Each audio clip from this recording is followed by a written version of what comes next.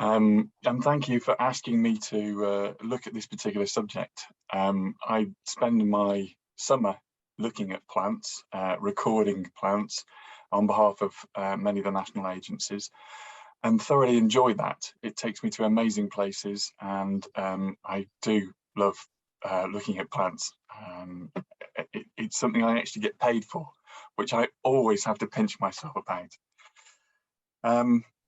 Looking at this and thinking about how people used to live in the same landscape that we live in has been really very interesting. It's been very engaging, so it's been a really lovely subject to think about, and has occupied several lovely weeks thinking about the plants themselves.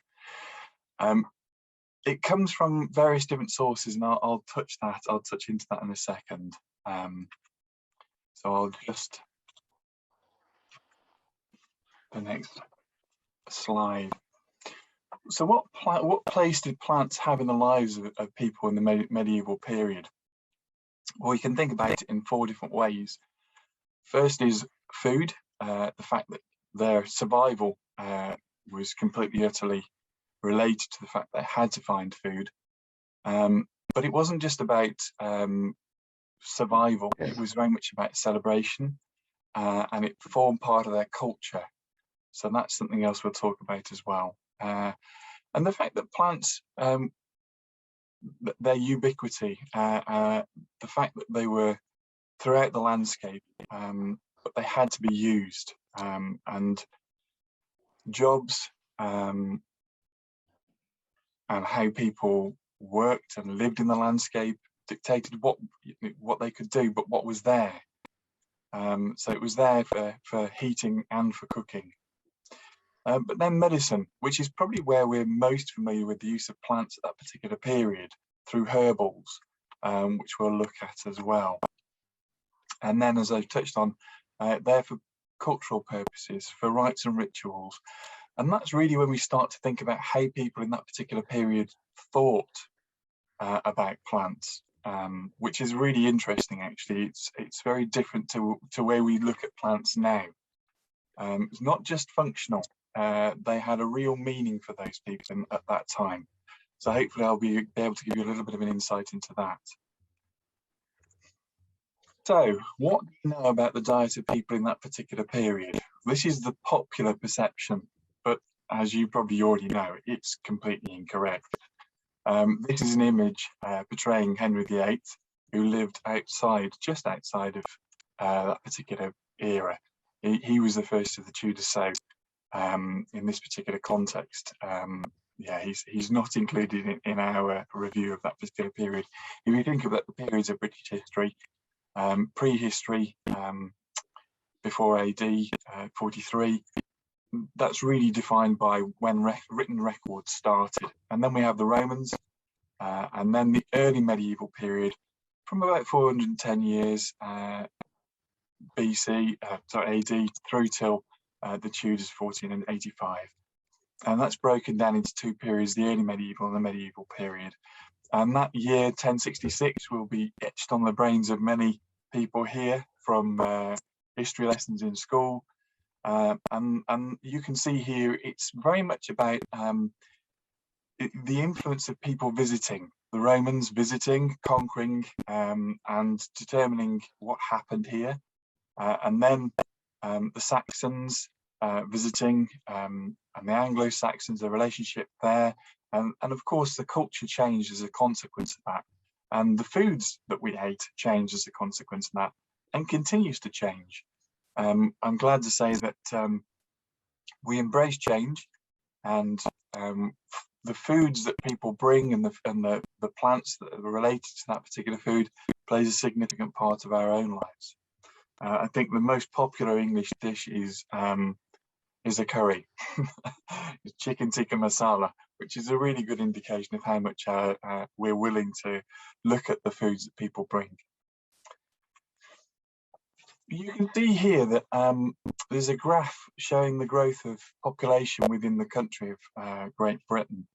Now, it doesn't touch all of the early medieval period, but it touches quite a lot of it. And you can see here, from the year 1100 through till the end of the medieval period, 1500, there's quite a stable population.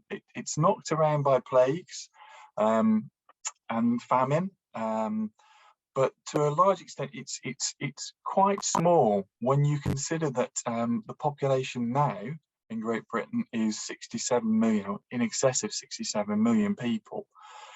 And it's really only the last 200 years where we've seen the kind of growth which we have seen, basically. So for quite a long period of time, it would be described as stable with intermittent growth, but a relatively low population spread across the country itself. Where do we find information relating to the medieval period so that we can look at what people were eating and how they were using plants? Well, there's documentary sources such as medieval manuscripts and texts, and there's quite a few of those scattered around various different parts of the country.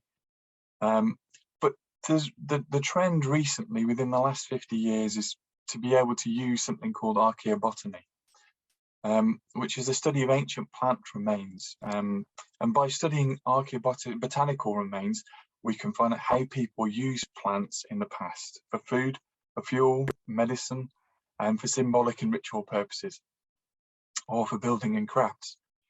We can also use plant remains to reconstruct past vegetation and the ways people have interacted with their environment. The image on the left here is enthroned St. Benedict, presented with copies of rules by monks.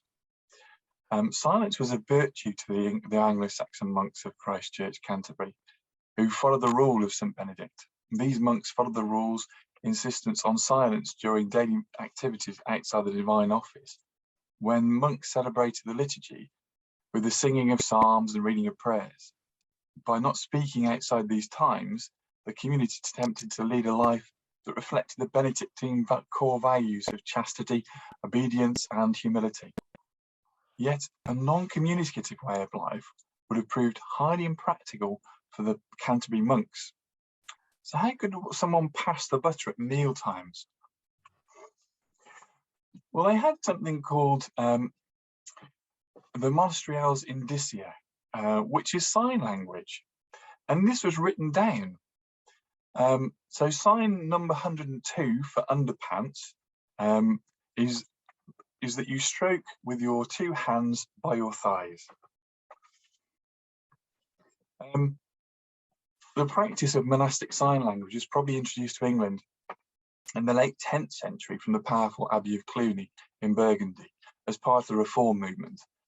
The Canterbury Indicia borrows many signs from the Cluniac lists, yet differences show the English Abbey tailored the lists to better suit the Anglo-Saxon community. This can be seen in the food items that are featured. Cluniac monks enjoyed a rich diet, including a range of baked goods, several species of fish, spiced drinks and crepes. In contrast, the Canterbury food list is much less varied, but features local delights such as oysters, plums, sloes, and beer. You can see sign number 2 for oysters indicates the action of shucking. If you want an oyster, then close your left hand as if an oyster had in your, if you had an oyster in your hand, and make with a knife or with fingers if you were going to open the oyster. So we've got several really good studies that have been taken place in archaeobotanical studies, which have taken place in various different parts of the country. And this one took place in Hull. And it was looking at medieval gardens and the location of medieval gardens and what they may have grown.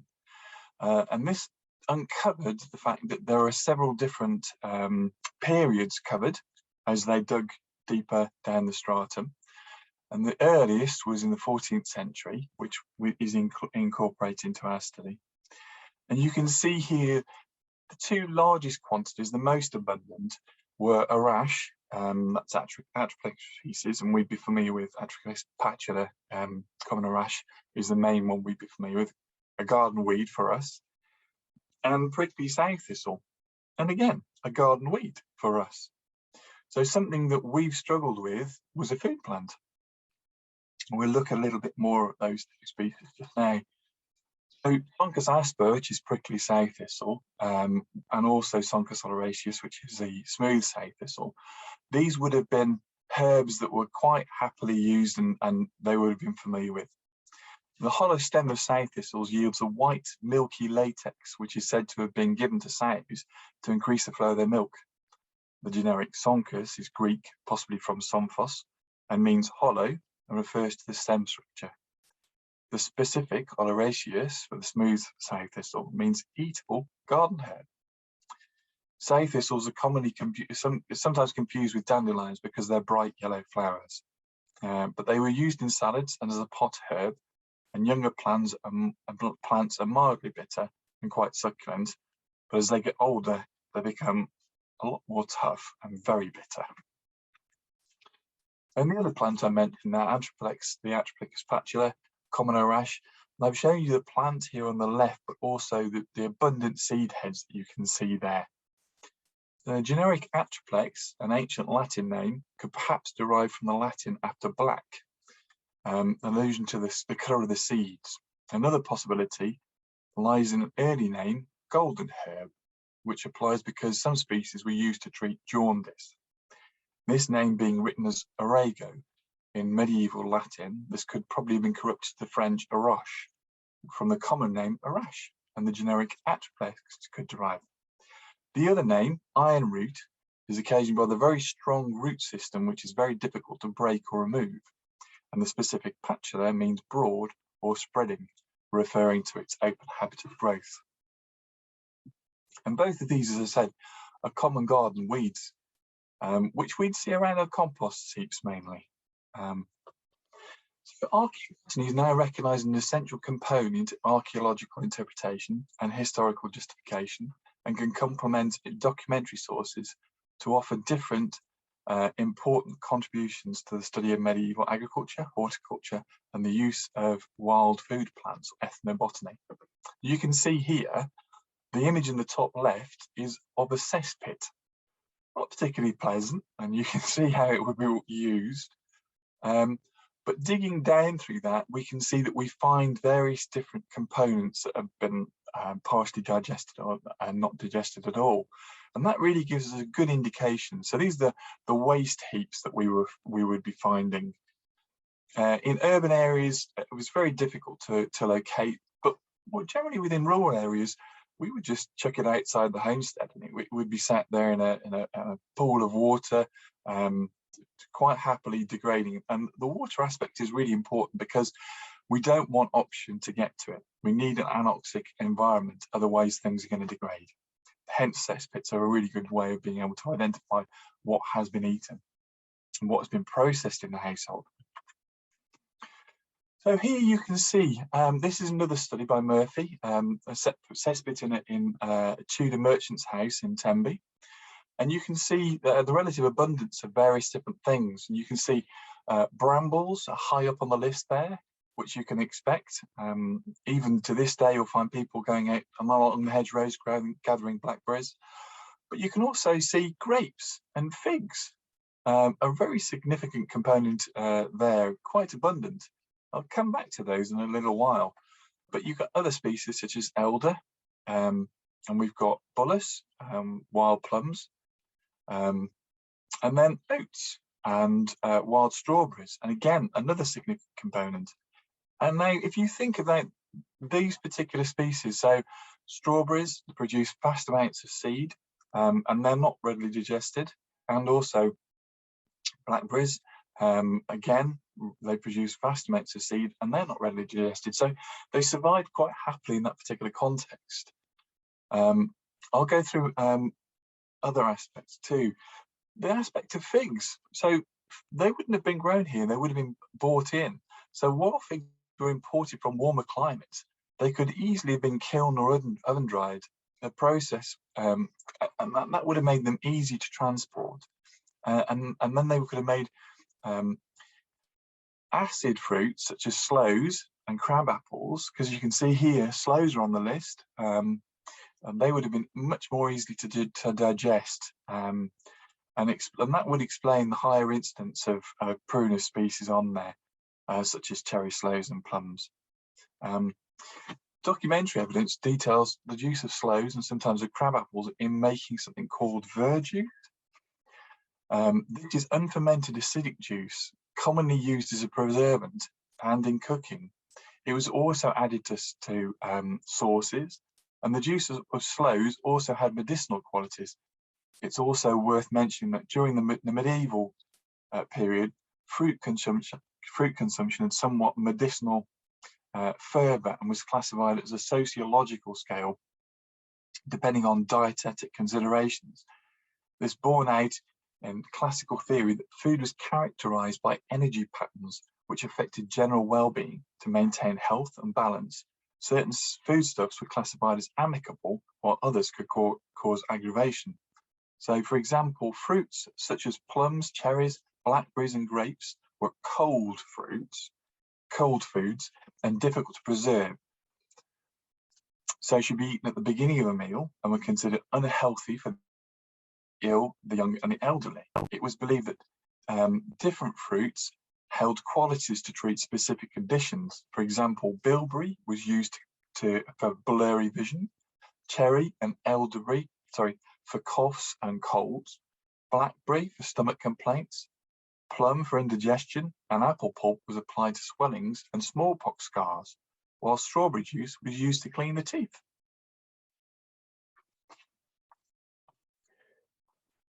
Here again, there's another study, food plants and fruits and foreign foodstuffs.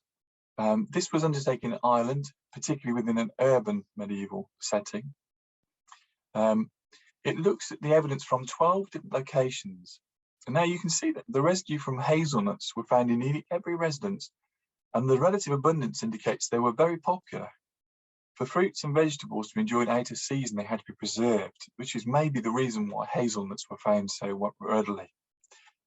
They were preserved generally by drying, and depending on the foodstuffs, by use of honey or brine. Smoking was also a popular way of doing this, and quite often you'd see by the chimneys hooks in the ceiling of houses, medieval houses. Storage of other plant produce will have been straightforward. For example, hazelnuts and walnuts, linseed, field beans, peas, garlic, parsley and celery would have all been stored dry and could survive for many months. Apples could be harvested slightly later than many other fruits and were easily dried, which provided a nutritious food source during the winter months. Soft fruits such as raspberry, blackberry, bilberry and strawberries could only survive storage beyond a day or two.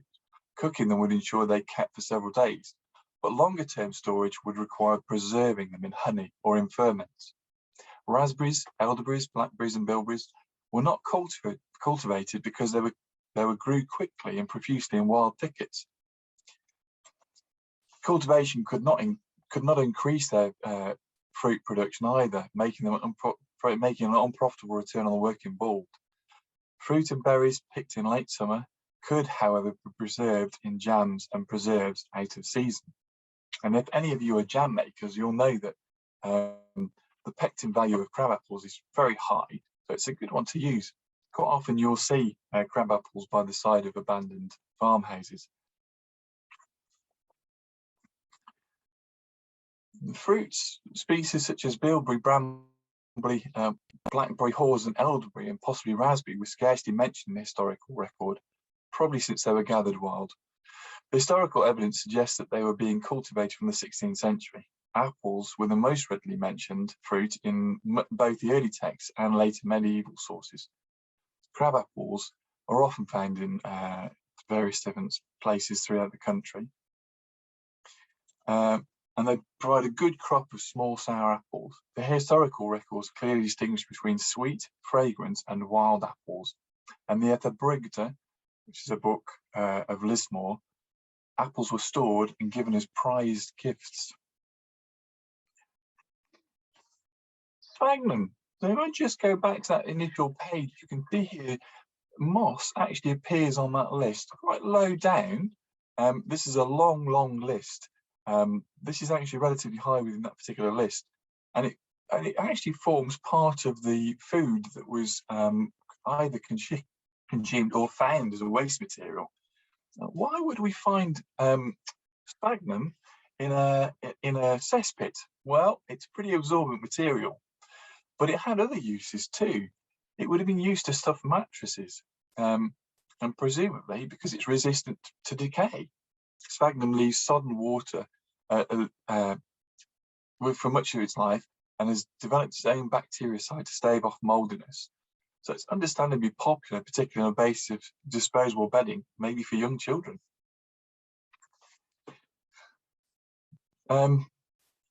Here we've got some other species, particularly peas. The historical evidence for peas, beans and vetches is mentioned in early medieval law tracts of the 8th century, and they're well documented in 13th and 14th century manorial accounts of food liveries, maintenance agreements and government purveyance records.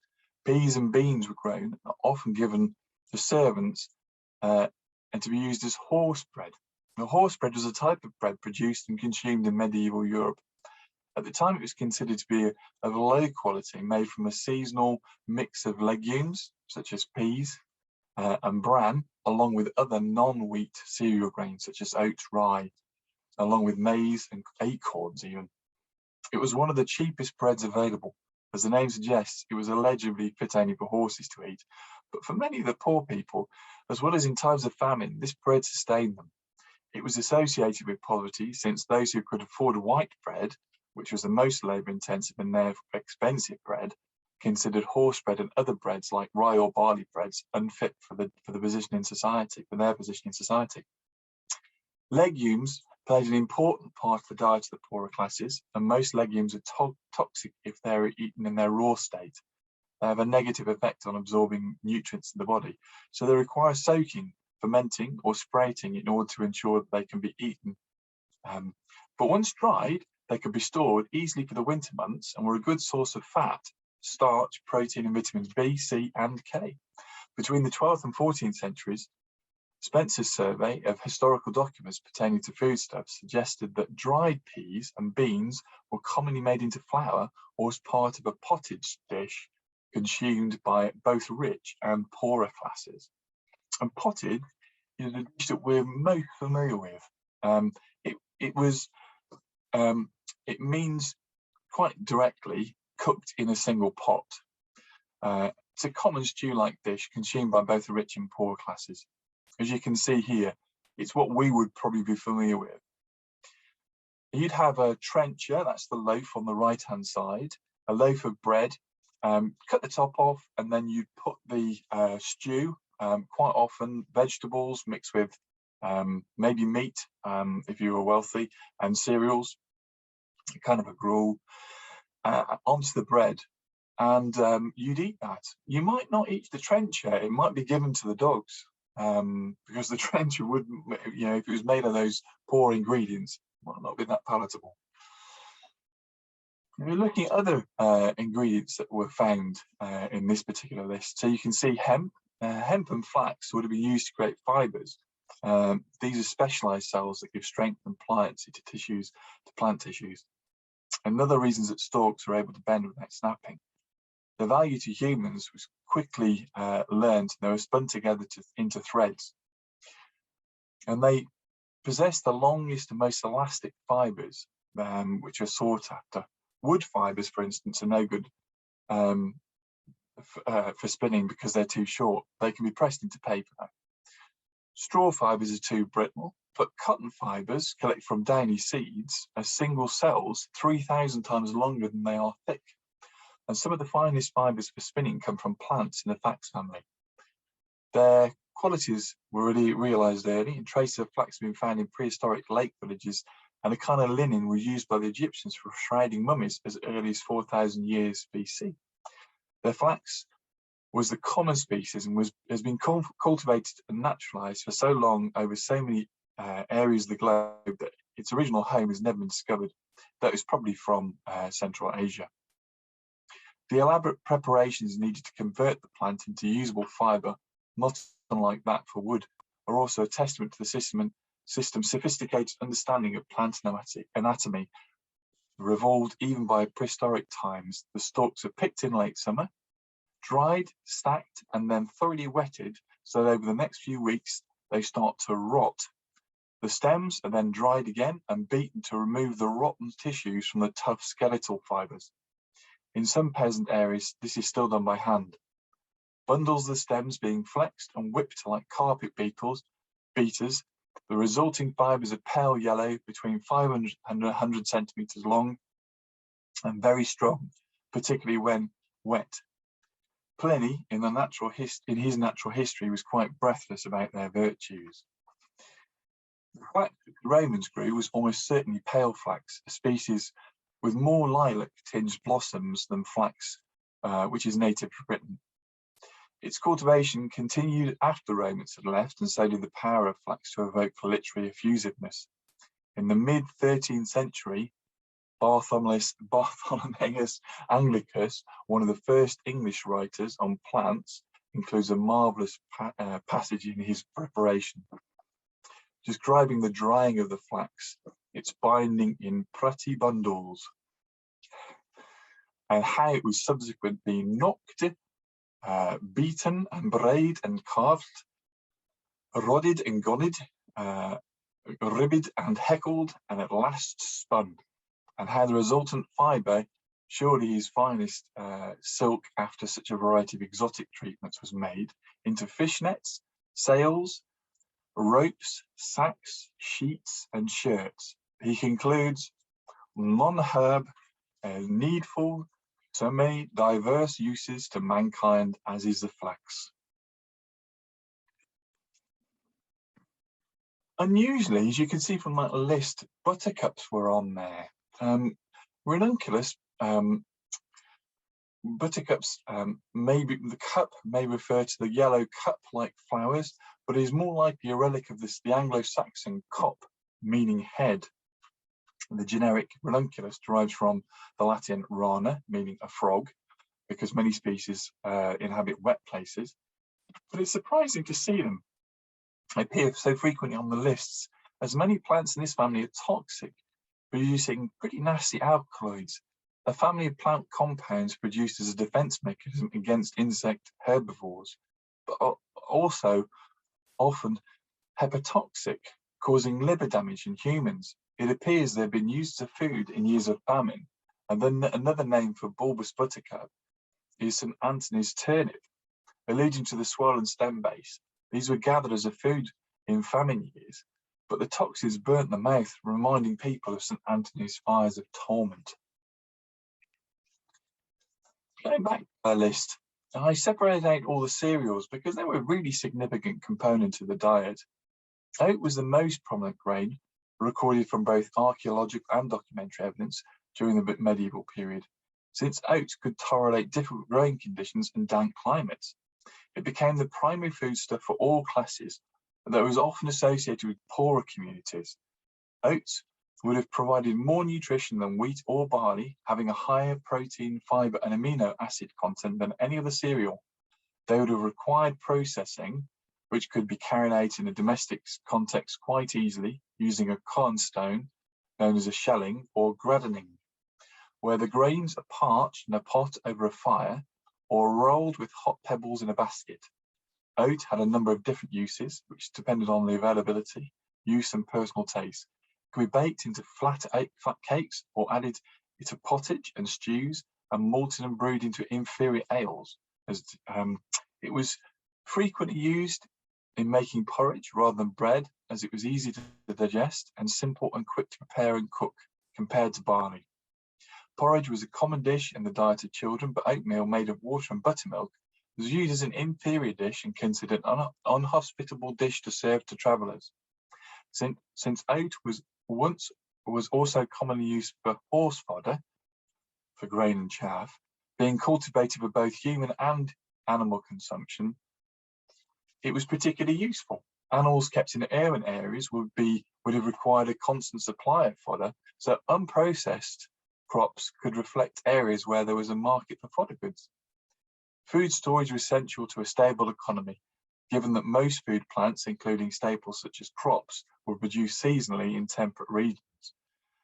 The ability of cereals to be stored for long periods of time added great value to maintaining a balanced diet throughout the winter.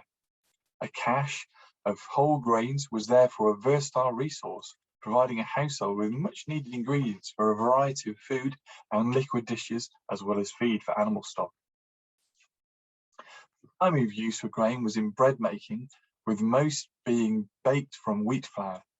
Wheat, in contrast to oat and barley, has a high gluten content, which determines flour quality as an essential component for producing leavened bread. The superior quality of wheat and flour was more desired in the heavy, flat, coarse breads of oat and barley, which were viewed as inferior varieties.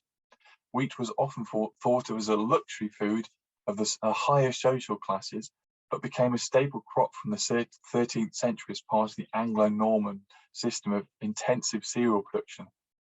Monastic penitential bread, a common staple of the Benedictine rule of the Cistercians and Augustinian orders, required coarse flat bread to be consumed. This was made from an inferior flour of barley, oats, and pulses baked on ashes or made into dried biscuits. Only the finest wheaten flour was permitted on Sundays and in the making of the wafer thin sacramental host. From a practical viewpoint, naked wheat requires less processing than hulled wheat, where the grain is difficult to detach from the outer glooms or hulls. In addition, spelt wheat has a lower yield per acre than bread wheat, which would make it less commercially viable. Being less labour intensive, naked wheat would therefore produce a high and stable yield, more suited to the rigours of Anglo-Norman agricultural practices. I've included carrots here. They were one of the root vegetables that cultivated since prehistoric times, probably in the Middle Eastern origin, and now the standard orange form, having been developed in the Netherlands in the 17th century. But we're familiar with the wild carrot, Dorcas carota. Every herb has its zealous advocates and witnesses to its role in miracle cures. Rudyard Kipling once wrote that anything green that grew out of the mould was an excellent herb to our fathers of old. If he'd been more cynical, he would have added that every herb was also, if you considered enough points of view, an infallible panacea. In one esteemed herbal written in as late as 1966, wild and garden carrots are guaranteed to relieve the following disorders: bad wounds, old sores, swellings, tumours, cancer, anemia, jaundice, diabetes, internal ulcers, worms, styes in the eyes, blindness, kidney and bladder troubles, dropsy, lymphatic disorders, painful menstruation, and varicose veins. To be fair, the carrot is a valuable medicine, contains large quantities of vitamin A, but at a charitable estimate, a fifth of the afflictions above could be due in some cases to vitamin A deficiency. If only such a formidable list of scourges could be taken care of by such a simple matter of diet. I've also included bracken here. Bracken, or brake, Timonium aquilinum, was used to be a popular bedding material for livestock, but actually was also eaten. It's been used for packing heavy slates for lorry transport and as a compost. It's allelopathic, which means it exudes chemicals through its root system to inhibit the germination of plants, and it can dominate moorland, particularly where the ground has been churned up by livestock. But it can also hide the ground floor of woodlands too, and act as a false canopy. Its abundance means that it has ever been useful for thatching material and burnt, and the ashes used to make a soap. The few records exist of bracken being used medicinally. A decoction of sliced roots taken in wine expels worms, and commonly used as a cure for constipation. Although they grow in great abundance, there is little starch in the rhizomes, making them pretty not worthwhile as a food plant. The crosies are eaten in Asian countries, but all parts of the plant are carcinogenic. And Asian cultures also have a higher incidence of mouth cancer as a consequence. Cleavers, Galium apirini. also known as goosegrass. Cleave, meaning to stick or adhere, is a word that was almost passed from our language, now perpetuated mostly by the name of this plant. How tenaciously the seeds of the seeds stick to our clothing. The specific aperini, meaning clinging, also refers to this and its scrambling habit of growth. Goosegrass alludes to early beliefs that geese cured themselves of disease by eating it. Goslings are particularly fond of it. The generic gallium is taken from the Greek gala, meaning milk, and refers to some species being used for curdling milk. Now I've also incorporated gorse as well, Ulex species. Some plants are now seen as weeds, but gorse was once a useful plant, so much so that there were local bylaws on when it could be collected, how much could be removed. For instance, you could only take as much as you could physically carry, and how it was to be harvested. Pulling it up would prevent it from regrowing, so it was really important to be able to just cut it. It burns quickly and easily, providing a fierce heat, which was useful for ovens. In 1847, it was estimated that 80% of Welsh farmers fed it to their horses. Gorse is abundant on land where little else of any nutritional value grows, and at one time it was cultivated on a large scale for this purpose. However, before it could be fed to horses, it was necessary for it to be bruised or crushed. On small farms, the cut gorse was simply crushed using hammers, but on larger farms, water-driven gorse mills were used. So there were such things in our landscape as gorse mills. And this leads us on to woodland. Now, woodland was a source of material both for building dwellings and for furnishings. The different properties of individual species would have been well known and understood. Alder is a light, soft wood, is durable underwater, but not when in conditions of alternating wet and dry, used for shoes and containers as well as fish weirs. Applewood is hard and strong, but not weather resistant, used for making tool handles and small carvings and takes a deep polish. Ashwood is flexible and shock resistant, but susceptible to worm and decay. But the aspect of being shock resistant made it was great for tool handles and for spear shafts, wheel spokes and other applications requiring strength and flexibility. Ash bends very well. It also turns well and was commonly used for turning vessels. Beech, which is strong and smooth wearing and standard for plain bodies. It's also for tool handles and other indoor uses, but not exterior applications, since it is vulnerable to worm and weather. It splits easily and was used as a major source of thin, flat boards, but it tends to warp and split badly on drying. Beech mast was one of the main sources for grazing swine. Panning.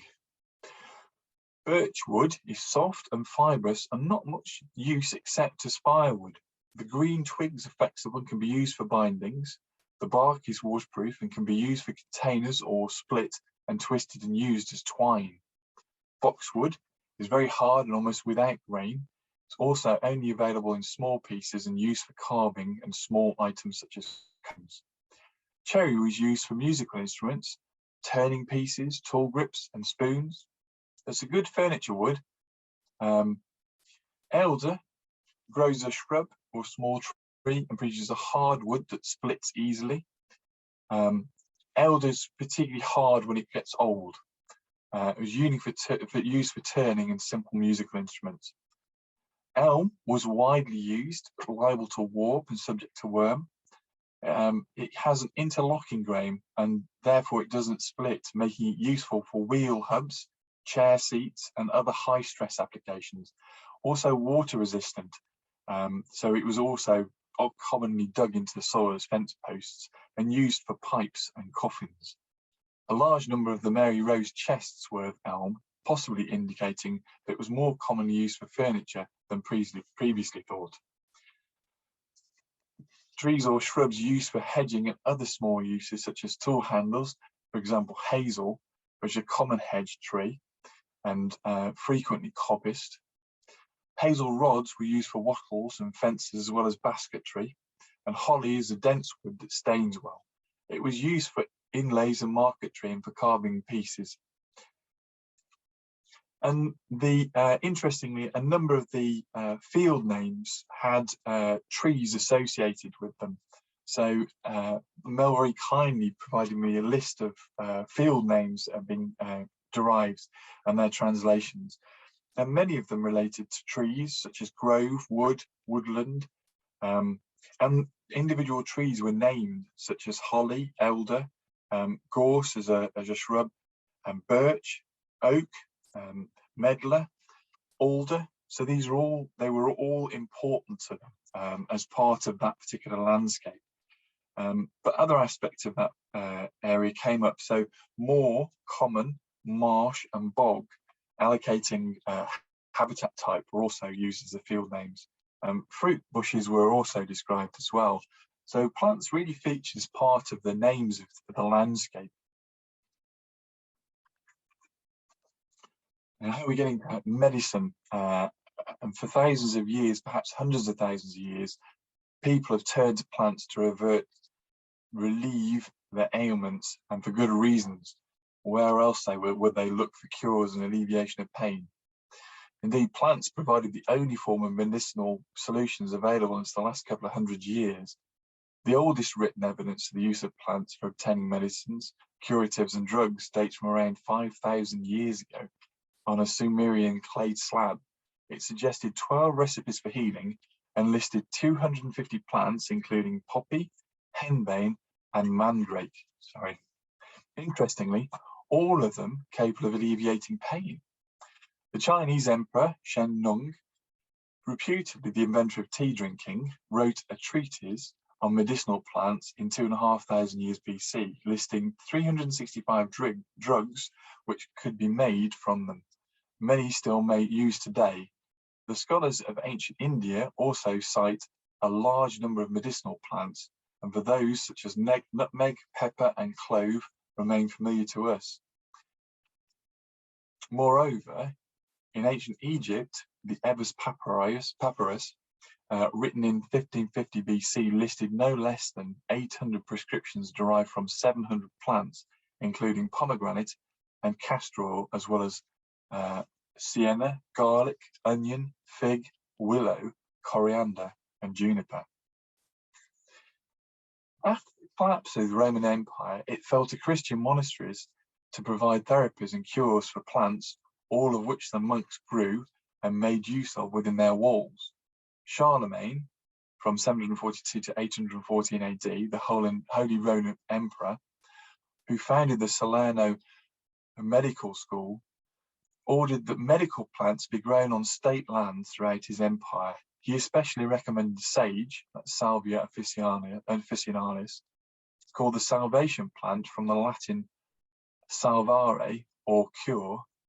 Interestingly, Catholic monasteries are still compelled to grow it, and a few gardeners don't have it as a herb, but more for culinary reasons. Bald's Leech Book, also known as Medicinal Anglicum, is an Old English medical text, probably compiled in the 9th century, possibly under the influence of Alfred the Great's educational reforms. It takes its name from the Latin verse colophon at the end of the second book, which reads, Bald habet hunc librum sid quim conspere isut, meaning Bald owns this book, which he ordered Hild to compile. The term leech book is a modernization of the Old English word book of medical prescriptions, literally Old English medical doctor plus book.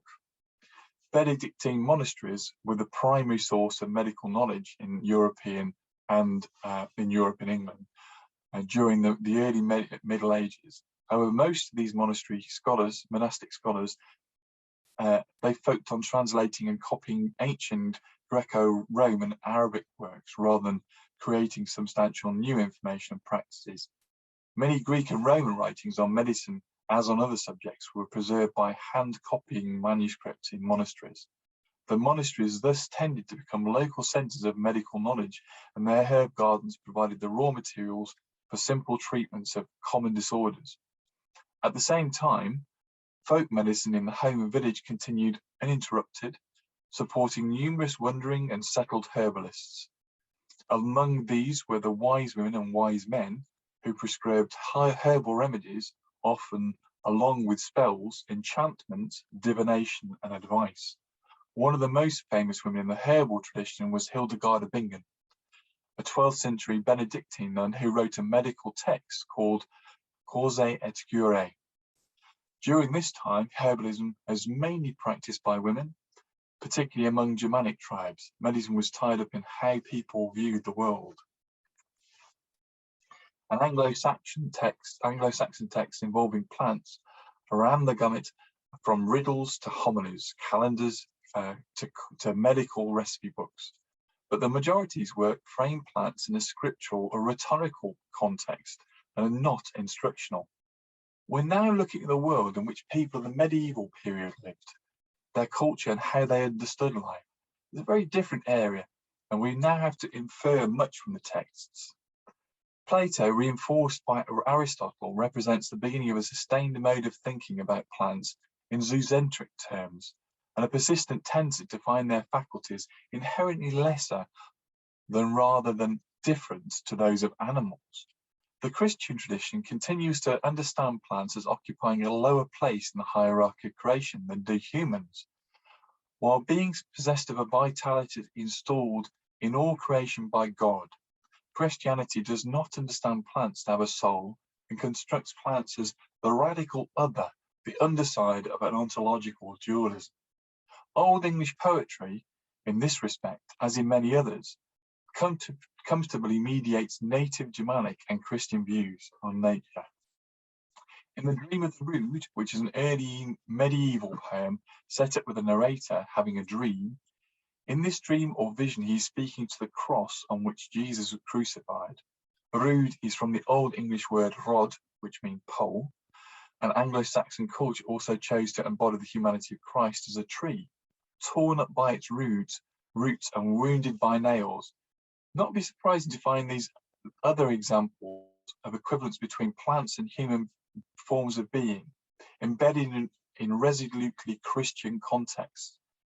Such leveling moments between plants and people are the result of the fusion between Christian and native elements that occurred in the Anglo-Saxon context when imported ideas are rendered into the English vernacular. The proposition is less then than of a simplistic cultural division between pagan and Christian modes of thinking about and using plants, and as it is the development of new intellectual and material formations a result of significant vernacular engagement at this time with the plant lore of the past. In reading the extra book Riddles, it becomes evident that as a group, they express an interest in agriculture as an interaction between implements, animals, and people, but that plants function as a background element, receiving these interactions rather than being full participants in them. In Ulfric's Colloquy, for example, the commentary from agricultural workers, such as the ploughman, is focused entirely on interactions with implements and animals, and not at all with the plants that motivated the work. In fact, plants aren't mentioned anywhere in this text. Major agricultural change did take place during the Anglo-Saxon period, particularly in three interrelated areas. The supplanting of barley by wheat is the most common cereal crop. The substitution of the turning or moldboard plough or scratch plough, and the reorganisation of arable land into open fields. Arguably, Anglo-Saxon England sees a beginning stage of intensive farming of a homogenised crop. More land and labour are dedicated to cereal crops than any other agricultural activity during this period, and grain is fundamental to the Anglo-Saxon economy, since it would have been used as a form of payment for goods or rent. Of particular interest is the broad shift witnessed from diverse plantings of whole cereal crops to an overwhelming preference for pre-threshing bread wheat. The difference between whole and free-threshing cereal involves the anatomy of the grain, the part of the plant that is ground into flour. In free-threshing cereals, such as common bread, the grain does not adhere to the inner chaff as it does to the whole cereals, which is barley or spelt. Whole grains required further preparation after threshing in order to remove this inner chaff before grinding, and thus significantly more labour intensive, but also basically hardier than the free threshing alternatives. Archaeobotanical remains from Anglo-Saxon England show an increase in free threshing bread wheat and a subsequent decline in barley production, with free threshing bread wheat found in 38% of sites during a period from the 5th to the 7th centuries and 73% by the 10th and 11th centuries. During the same period, cultivation of barley also declined, with the grain being found at 88% of sites in the 5th to the 7th centuries and only 42% by the 10th and 11th. Agricultural developments during this period both emerged from and reinforced the notion that people can manipulate the environment and manipulate environmental conditions, access to water, lights, nutrients of plants, and thus maximize their growth and yields in ways that are more convenient for human communities. However, Anglo-Saxon farmers were constantly had been aware of how fragile were their powers, noting that they were very much at the mercy of climate and weather, soils and topography as a seasonally based cycle within which their technology enabled them to cope, but little more. The Aesopot charm, which describes supplicative, respectful and symbolic words and actions to be performed before ploughing and seeding. This lengthy charm includes appeals to Christ, Mary, and evangelists and Mother Earth, and details an elaborate ritual in which oil, honey, yeast, parts of plants growing in the field, and the milk of animals grazing there were mixed with holy water and dripped onto the reverse side of sods cut from the four sides of the field. Finally, the sods were carried into the church, blessed and replaced. The supplicant then turns attention to the plough, placing unknown seed acquired from beggars on its body and a mixture of incense, fennel, hallowed soap and salt inside a hole bored in its main beam. The charm ends with a spoken appeal for tall shafts, bright crops and broad barley crops, and white wheaten crops and all earth's crops. Such charms symbolize the valence of drawings a fast distinction between pagan and Christian modes of understanding plants, indicating that Anglo-Saxon farmers did, at least in this context, approach the enterprise as a collaborative process between humans, implements, plants, animals, and the land itself, and unseen forces. While recognizing their technologies could improve yield, Anglo-Saxon farmers yet acknowledged and paid deference to the material agency of those other constituencies of the agricultural contract: plants, soil, and weather. The herbarium is often very specific about the times at which a plant should be harvested. Some of the specificity in this area results from the need to consider the growth cycle of medicinal plants, which determines the production of the various parts that may be required for the remedy, such as leaves, fruit, or flowers. For example, if you need to use madder, the herbarium notes that you must wait until the month of July and you must pick it before sunrise. If you want to use cinquefoil, you must harvest the plant in August and circle its roots 3 times with your little finger and thumb before pulling it up. This type of instruction seems to recognize plants as being part of a natural way of, as a modern reader would understand the term natural. That is, these directives appear to acknowledge the plant as a mode of response to climate, seasonal change, and soil that is natural to it, and that humans must conform to and work around. However, not all of the instructional discourse in the herbarium can be accounted for in this way. For example, the entry for greater periwinkle notes that you must take this plant, saying the following. That is in our language. I pray you, who has many useful properties, that you gladly come to me with your powers blooming, that you make me so, and that I will be protected and always happy and not harmed by poison and by anger. When you want to pick the plant, you should be free from any kind of uncleanliness. You must pick it when the moon is 9 nights old, and 11 nights, 13 nights, 30 nights, and when it is 1 night old. The world was a very different place But the greatest changes have been in the last 200 years. Many of our ancestors would have been able to understand how people in the medieval period lived and fully relate to this diverse way of understanding the world. Well, maybe I can kick off just to say I'm absolutely amazed by that compendium of information, John. Thank you ever so much for doing that. I had absolutely no idea, but just picking on the Irish work, I had absolutely no idea that there would have been so many plants used, you know, that period of time.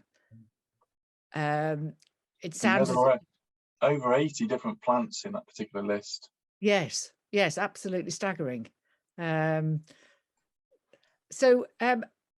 you you obviously picked a couple of examples of where people have done this analysis of cesspits or whatever. Do you think there's more to be done there? Yeah, I mean, there was a diverse range of evidence. Some of it I didn't include. So another area is thatched roofs. So thatched roofs actually offer us an indication of what was used in the thatch, and it wasn't all things like Phragmites australis, reed canary grass. There were things such as bracken and just rushes. So yeah, and actually in that particular context, if you have a thatch that is blackened on the inside, it's well worth having a look at, because it might very well be that it's only the thatch on the outside that's been replaced, and it's blackened through smoke, through being within a medieval building where smoke wouldn't have been found its way out very easily. And I did hear that smoke blackening helped to get rid of the bugs and beasties. Yes, no, absolutely. It was pretty useful in that particular regard. I can see we have got there's a hand up from Frida. Yes, I was just really curious in terms of whether there's any information about planning over the winter, because you mentioned quite a lot of drying and preserving, because growth was less in the winter. And how, I'm just perplexed about how people planned for that, or you know, how you'd know that you had enough food to cover yourself over the winter or your family. Do you have any guidance on that? Yeah, no, that's a really good question. Actually, it highlights that aspect of the need to preserve, and it's really been only this generation where abundance is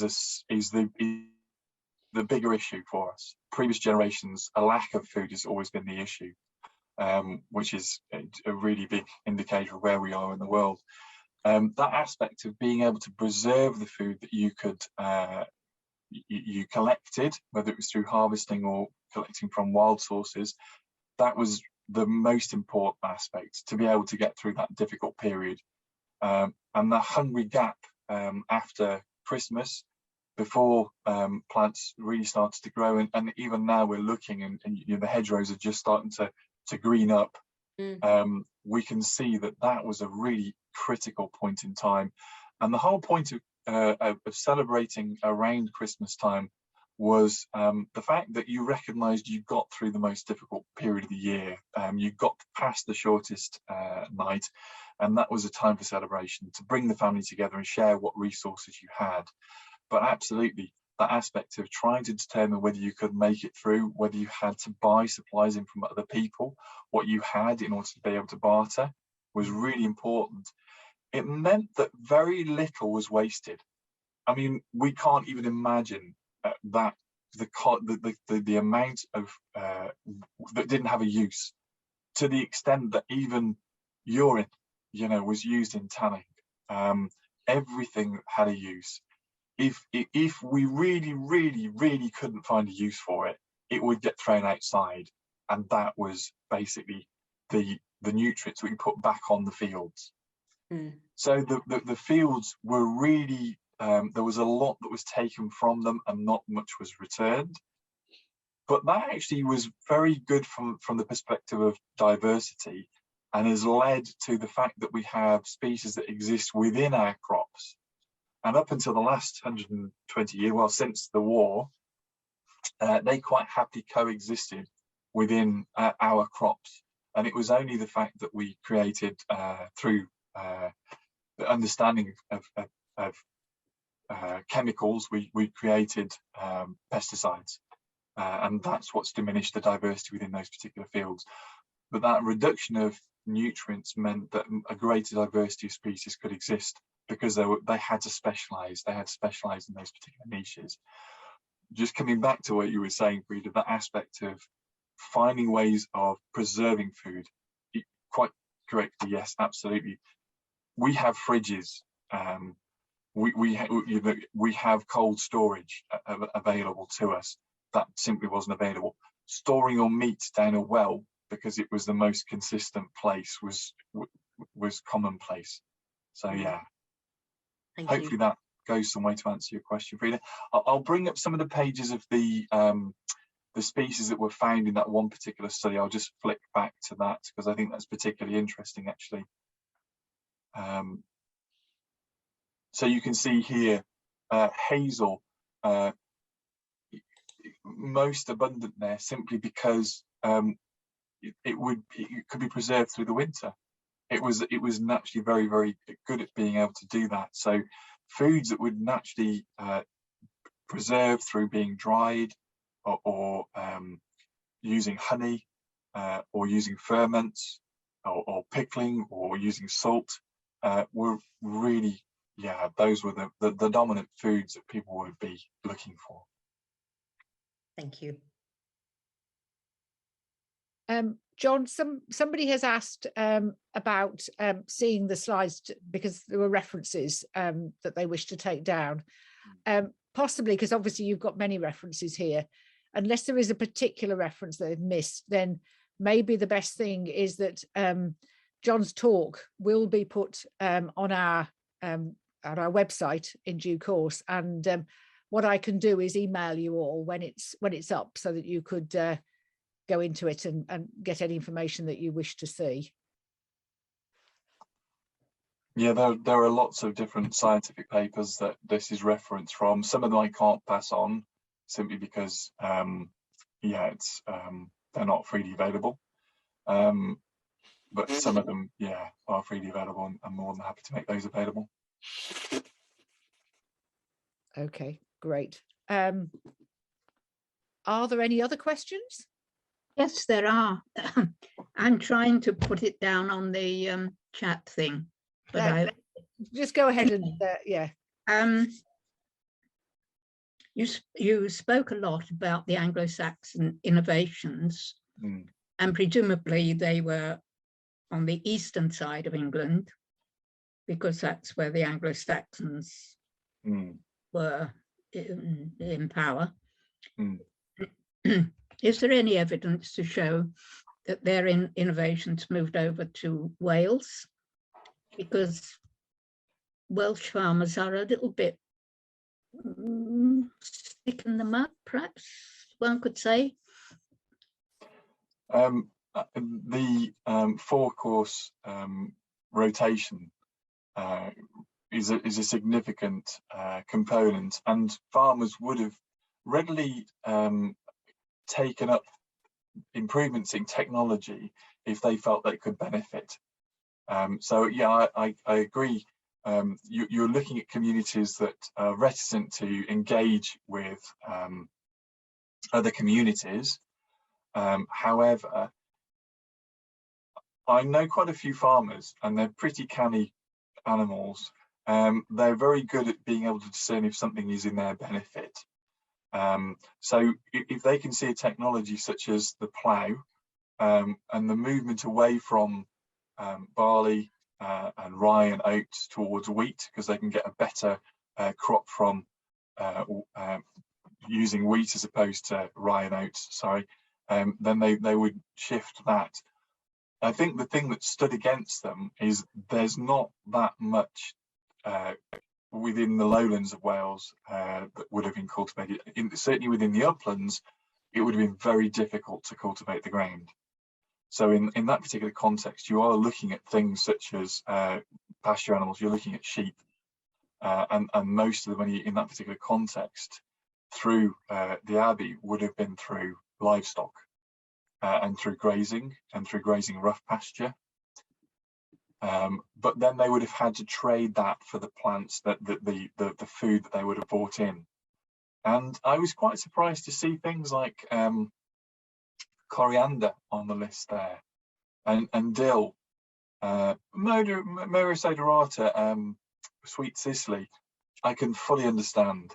It was commonly used to hide the flavour of rotting meat. Sweet cicely was. So yeah, we are living in very different times then. But as you can see, things like knotgrass, really quite ubiquitous there. And if we're looking at urban Ireland, okay, knotgrass is not an urban, well, it can grow in urban situations, but quite as happily in rural situations and collected around just where you're living, basically. Does that answer your question? Yes, yes.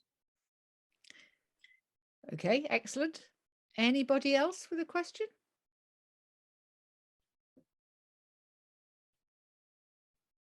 No? Oh, yes. There's one come up on the chat. Okay, hang on a moment. It's from me, from Sue Davis. Oh, go ahead. Yes. It was really because you mentioned the Benedictine movement and the influence that had.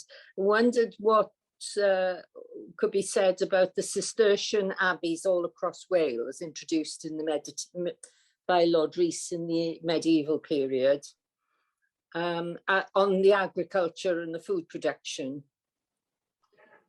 They were, the monasteries were really a centre of power to a very large extent. And increasingly over time, they became, as they grew away from the start of the order, they became very much about power. And rents would have been paid, and they would have been paid through crops largely. And wheat and barley in particular for malting, because beer was a very common staple. So a lot of farmers would have been trying to produce goods that could, or were had to produce goods that could be traded for rent, and monasteries were part of the way they were paid.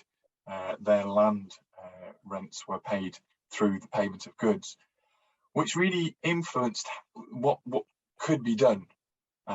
If you're paying your goods, you want to ensure that you're meeting the needs of the monastery and the abbey, which is really important. And there was a diverse, I mean, they weren't places of poverty. These were quite wealthy places, and the types of food that you know, I mentioned there a particular type of bread. That was a poor bread, but used as a part of a ceremony, a religious ceremony, to emphasize the fact that humility was part of the vows that they were taken. So although this applies to many of the monasteries, it also applies to the Cistercian monasteries too. They really were centers of power. Thank you. Thank you. Anyone else? Okay, well, in that case, thank you very much, John. That was a really, really interesting talk, and I'm sure people will want to look at the recording quite a bit because there's so much information there.